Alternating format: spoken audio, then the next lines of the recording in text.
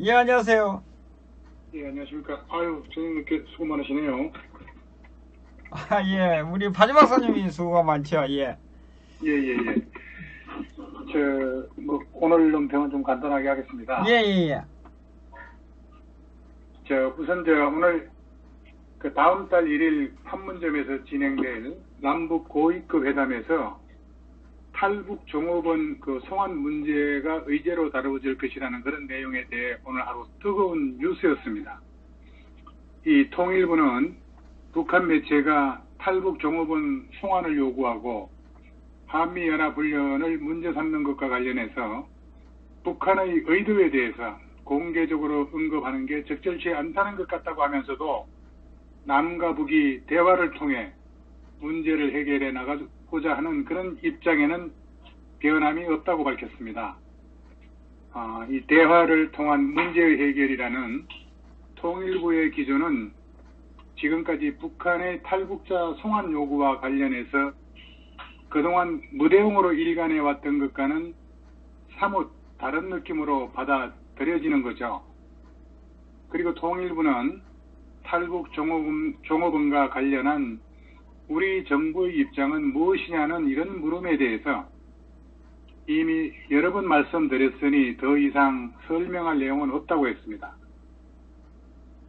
이렇게 석연치 않은 답변에 대해 계속 묻기를 이미 사실관계 확인이 끝났고 북송할 일은 없다고 이해하면 되느냐는 이런 물음에 대해서는 방송 내용에 대해서 통일부가 검토 중에 있다고 했고, 다시 말씀드리면 판문점 선언에 남과 북은 인도적 문제를 시급히 해결하기 위해서 노력하며 적십자 회담을 개최해서 이산가족 상봉을 비롯한 제방 문제들을 협의해 나갈 그런 방침이라고 이렇게 되어 있다고 밝혔죠. 예.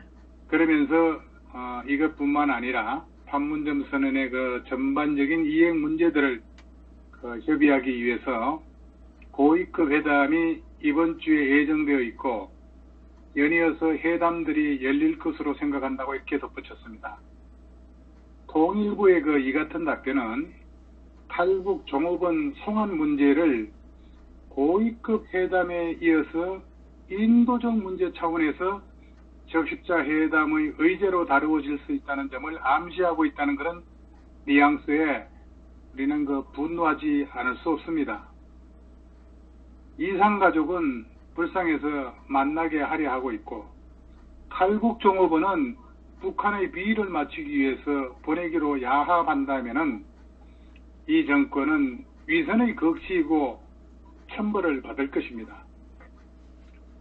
세상에 권력을 잡았다고 마음대로 해도 된다는 생각을 하게 되면 스스로 망할 것입니다. 정부는 국민이 원하는 일을 해야지 스스로 자가당착인 일을 해서는 안 된다는 걸 모르나요? 자칭 인권 하는 자들이 아니겠습니까?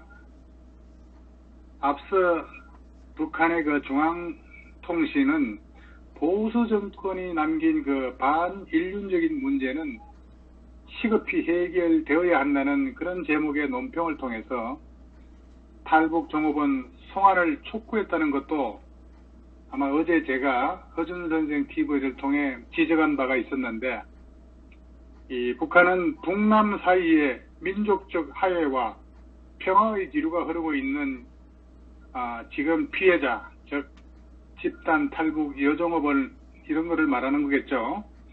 이 가족들을 비롯한 우리 인민들은 기대를 안고 사랑하는 딸 자식이 돌아오기를 고대하고 있다며 우리 여성 국민들의 송환 문제에 모호한 태도를 하는 것이 결의 앞에 죄를 짓는 것으로 된다는 것을 똑바로 알아야 한다고 이렇게 했습니다.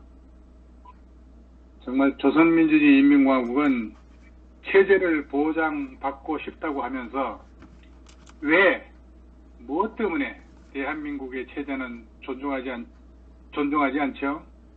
대한민국은 생존권과 자유권이 보장된 국가고 국가 권력은 함부로 국민을 추방할 수가 없습니다. 문재인 씨는 그러한 헌법을 수호하기로 맹세한 바 그 기본이 분명하지 못하면은 취임 선서는 무효가 된다는 것을 알고 있을 겁니다. 그리고 민변이나 현 정부의 일각에서는 납치에 무게를 두고 있는 듯한 그런 느낌이 들고 북한의 주장에 동조하는 듯 하고 있습니다. 남북관계를 의식해서 그런다면은 북의 인권 문제는 덮어두고 북의 주장을 따라 인도적이라고 하는 미명하에 탈북 종업원들을 사지에 들여보내는 그런 반인권적 결과를 낳는 것이죠. 이 문재인 씨는 탈북을 기획 탈북으로 몰아 지난 정권 적폐청산 항목에 넣어 자유를 찾아 탈북한 세태민들을 궁지에 몰아 넣으려고 온갖 수작을 부리고 있는 것일까요? 탈북자의 생명은 인권의 문제이죠. 고마에 올릴 게 따로 있다는 겁니다. 북에 응유 중인 선교사, 그들은 왜 집으로 보내지 않고 있는가요? 미국 국적이었으면 벌써 돌아왔을 건데 우리 민족끼리는 헛구였나요? 헛구호였나요? 국가의 존재 이유는 국민의 생명과 재산 보호가 첫째 할 일입니다. 미국은 이민으로 미국인이 된 사람을 위해 온갖 힘을 다해 구출을 했는데 문재인 씨는 우리 국민이 잡혀있다는 걸 알면서도 아무 소리 못하고 희죽거리고 포옹만 하고 잘했다고 노벨 평화상을 바랍니까? 이미 대한민국 주민등록증을 발급받고 대한민국 국민으로서 살아가는 탈북 여종업원들을 북한으로 송환하기로 결정한다면 대한민국은 국제사회로부터의 지탄을 피할 수 없게 될 것이고 인권보호의식에 심각한 문제가 있는 국가라는 그런 수치스러운 그런 오명을 얻게 될 것입니다. 국제사회의 책임있는 일원인 대한민국에서 이런 고민을 해야 하는 지경까지 이르게 되었다니 정말 믿어지지가 않죠. 어쨌든 이런 점에 비추어 볼 때 문재인 씨는 인권을 논할 그런 자격이 없습니다. 탈북민들은 흥정이나 협상의 대상이 될 수 없는 거죠. 그들을 돌려보낸다면 국제적 망신을 당할 것이고 어찌되었든 그들은 자유를 찾아 목숨을 걸고 이곳에 왔고 북으로 돌아갈 때 그들이 당할 고통이 어느 정도인지는 문재인 정부가 잘 알고 있을 겁니다. 이러니까 종북, 친북이라는 그런 말을 듣고 있는 거 아닌가요? 북해는 이어서 여종업원 송환은 북남 관계의 지속적인 발전과 조선반도의 평화와 통일을 바라는 남조선 당국의 성의와 의지를 보여주는 그런 중요한 계기라고 하고 송환 거부는 판문점 선언 이행에 역행하는 엄중한 범죄 행위라고 주장을 했습니다. 탈북 여종업원들은 엄연한 대한민국 국민인데 이들을 북송시킨다면 사지에서 죽으라는 얘기죠. 그렇다면 5천만 국민도 사지로 넘길 수 있는 거 아닐까요? 아니 사람이 먼저다라고 떠들어대던 문재인은 인권 변호사가 아닌 김정은의 변호사로 아주 적합한 인물이 아닐지 모르겠습니다. 북한 매체가 공개적으로 탈북 종업원 송환 문제를 거론하는 것은 남북 고위급 회담에서 의제로 삼기 위한 포석으로 풀이되지만은 탈북 여종업원과 한미연합훈련이 고위급 회담의 의제가 될 수 있다는 것이 절대 동의할 수 없습니다. 과연 북한 김정은 정권이 인도적 문제를 입에 담을 수 있는 정권인가요? 의제에 올리겠다는 그런 발생 자체도 어느 도단이고 12명을 사지로 넘기고 이산가족 상봉이 무슨 의미가 있겠습니까? 이제 이 정권이 탈북 여종업원 문제를 어떻게 다룰지를 우리 함께 두 눈 부릅뜨고 지켜봐야 할 것입니다. 그리고 지금은 남북대화 시점이 아닙니다. 김정은은 남한을 소모품으로 착각하고 있는 겁니다. 미국 대화가 끝나기 전까지의 그런 남북 대화의 내용은 퍼포먼스 쇼에 불과합니다. 풍계리 폭발 때 우리 기자들 뺑뺑이 돌린 거 보세요. 툭 하면 평화 위장수로 고우와 수입이 오락가락하고 있습니다. 그리고 오늘 청와대가 다음 달 12일 미국 정상회담을 앞두고 싱가포르 현지에 청와대의 행정관급 직원을 파견한 것으로 알려지고 있습니다. 시청자 여러분, 미국 회담에 왜 또 청와대가 끼어들기를 시도하고 있을까요? 청와대는 미국 정상회담 때 문재인 씨가 초대받을 가능성이 있다고 판단하고 있다는 겁니다. 무슨 놈의 얘기를 이런 식으로 하죠? 그러니까 행정관급의 청와대 직원이 싱가포르 현지에서 프레스 센터를 꾸릴 호텔을 물색 중이라고 하는데 하는 짓거리들이 기가 막힙니다. 국민의 세금을 이렇게 함부로 쓰고 다니면서 정말 지랄하는 것들이죠. 연합뉴스에도 문 대통령이 싱가포르 방문이라는 그런 만일에 대비해서 프레스 센터 설치를 위한 가계약 목적으로 청와대 관계자가 파견된 것으로 안다는 이런 기사가 떴습니다. 실제로 오늘 싱가포르 현지에서는 청와대 관계자로 보이는 인물이 북한 협상 실무팀 그 숙소 근처에서 목격됐다는 그런 얘기들이 SNS를 통해서 널리 퍼지기도 했습니다.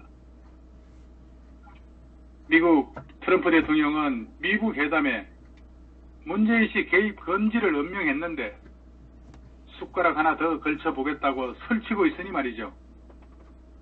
트럼프와 김정은의 비핵화 논의에 문재인이 해야 할 일은 없습니다. 지금까지 중재자로 자처하며 나선 것은 트럼프의 간신 바퀴라는 그런 사실을 알아야 할 것입니다. 이번 기회에 미국 회담 시기에 맞춰서 종전선언, 평화협정까지 끝내버리려고 미국한테 모욕을 견디면서 집요하기까지 하고 있습니다. 이 나라가 북한으로 넘어가지 않는 한 대북 평화쇼는 언젠가는 끝나고 경제 폭망으로 문재인 정부를 지지하던 세력들은 모두 다 돌아설 거 아니겠어요? 이런 외교 행위를 국민적 합의가 없이 여론조사만 믿고 이런 권한을 행사할 수 있는지 모르겠습니다. 엊그제 북한을 몰래 넘어가서 도둑회담을 할 때도 우리 국민이 그러한 권한까지 위임했다고 볼 수 있겠습니까? 국민으로부터 위임을 받았다면 모든 외교 안보 행위에 대해 소상히 밝히고 국민적 동의를 받고 난 후에 권한을 행사하는 것이 순서 아니겠습니까?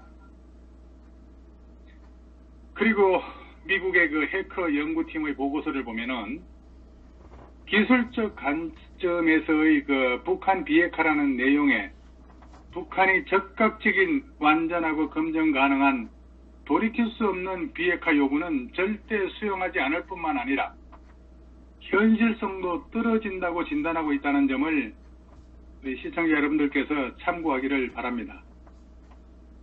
그리고 오늘 끝으로 이른바 판사 블랙리스트 논란에 관련해서 오늘 서초동이 하루 종일 시끌벅글 한 걸로 알고 있습니다. 대법원 사법행정권 남용 의혹을 둘러싸고 법원 안팎에 여진이 이어지고 있는 것이죠. 민주사회를 위한 그 변호사 단체, 민변이죠.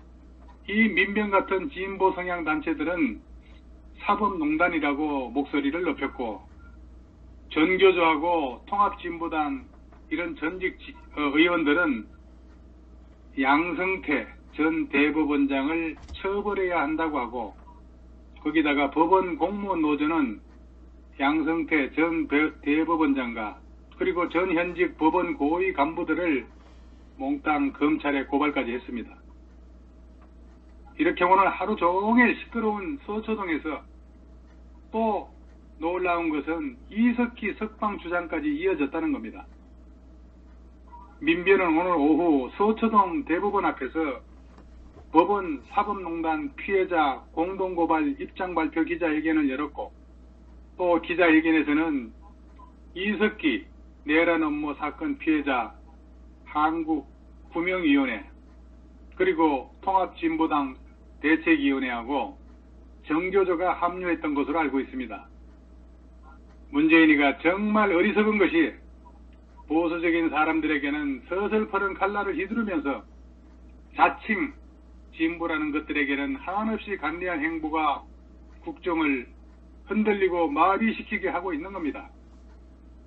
저런 한심한 양반 때문에 자칭 저자세를 보이는 남북관계 이해는 잘 되는 것이 하나도 없습니다. 권력의 이동에 따라서 사법농단이 냉탕원탕을 오고 가고 있는 겁니다.